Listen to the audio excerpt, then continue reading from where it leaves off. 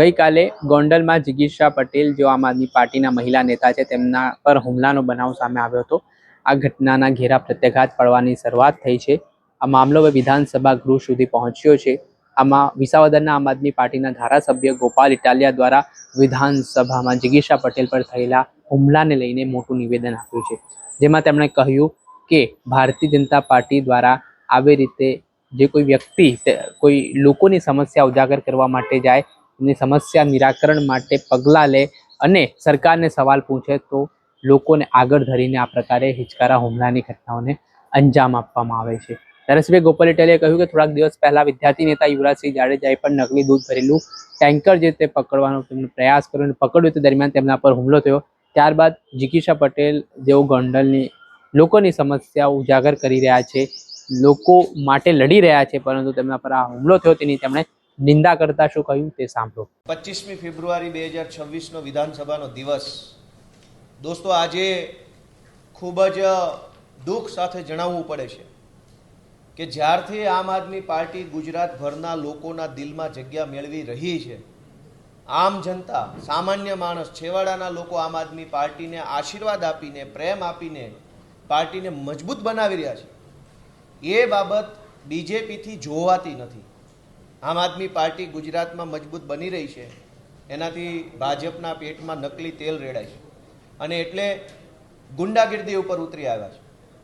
થોડાક દિવસો પહેલાં આપણે જોયું કે અમારા નેતા યુવરાજસિંહ જાડેજા જીવના જોખમે એમણે ભૂંડ અને ગાયના માંસવાળા દૂધનો પર્દાફાશ કર્યો। એ પણ ગુજરાતની અંદર પેદા થાય છે। ભૂંડ અને ગાયનું માંસ નાખી, યુરિયા ખાતર નાખી, ઝેરી કેમિકલવાળું દૂધ બનાવી ગુજરાતના વિવિધ દૂધ સંઘોમાં ભરનારા માફિયાઓનો પર્દાફાશ યુવરાજસિંહે કર્યો। એ પર્દાફાશ કરતી વખતે એમના ઉપર જીવલેણ હુમલો થયો, પરંતુ પોલીસે આજ દિવસ સુધી ફરિયાદ લખી નહીં। જે કામ ગુજરાતની સરકારે કરવાનું હોય, જે કામ સરકારના વિભાગે કરવાનું હોય, એ કામ તો યુવરાજસિંહ કરી રહ્યા છે। યુવરાજસિંહને એવોર્ડ આપવાના બદલે, સન્માનિત કરવાના બદલે એમના ઉપર હુમલો કરનારા માફિયાઓને ભાજપની સરકાર છાવરે છે, એ બહુ દુર્ભાગ્યપૂર્ણ છે। અને જ્યારથી આમ આદમી પાર્ટી, મેં કીધું એમ, મજબૂત બની તો હુમલાઓની રાજનીતિ ચાલુ થઈ। ગઈકાલે ગોંડલના અમારા આમ આદમી પાર્ટીના નેતા જિગીશાબેન પટેલ ઉપર મહિલાઓના ટોળા દ્વારા હુમલો કરાવવામાં આવ્યો। ત્યાં ગોંડલ નગરપાલિકા વિસ્તારના કેટલાક પ્રશ્નોને લઈ આમ જનતાએ જિગીશાબેનને રજૂઆત કરી કે અમારા મત વિસ્તારમાં, અમારા વિસ્તારમાં આ પ્રશ્ન છે, તમે સાંભળવા આવો। સામાન્ય જનતાને ભાજપના માણસોથી કોઈ ઉમ્મીદ અપેક્ષા નથી, કેમ કે ભાજપના માણસો કામ ઓછું અને ગુંડાગીર્દી જાજી કરે છે, એટલે જનતાએ પોતે જિગીશાબેનને ત્યાં બોલાવ્યા અને જ્યારે જિગીશાબેન ત્યાં ગયા ત્યારે ભાજપના કોઈ ગુંડા જેવા કોર્પોરેટરે મહિલાઓનું ટોળું મોકલી કાયરતાપૂર્ણ હુમલો એક મહિલા ઉપર કરાવડાયો। બહુ મરદ મૂછાળા હોત તો આવવું તું પોતે સામે અને કરવી હતી લવારી, તો તમને ખબર પડે કે અમારી જિગીશાબેનમાં કેટલો દમ છે। પણ કાયરતાપૂર્ણ કૃત્ય, જેમ રામાયણમાં રાવણ છે એ સાધુનો વેશ ધરીને આવ્યો, એમ ભાજપના ગુંડાઓ હવે બહેનોને આગળ કરી રહ્યા છે।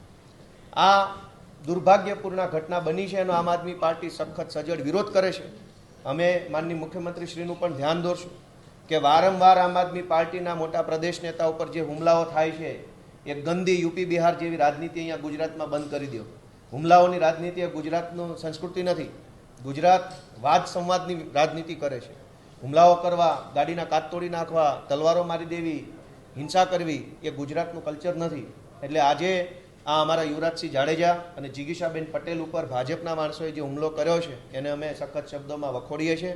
માનનીય મુખ્યમંત્રીશ્રીને પણ અમે રજૂઆત કરશું અને આવા પ્રકારના હુમલા ભવિષ્યમાં ન થાય તે માટે આમ આદમી પાર્ટી સડકથી લઈ સંસદ સુધી વિરોધ કરશે અને લોકજાગૃતિ કરશે। માનનીય ચેતન।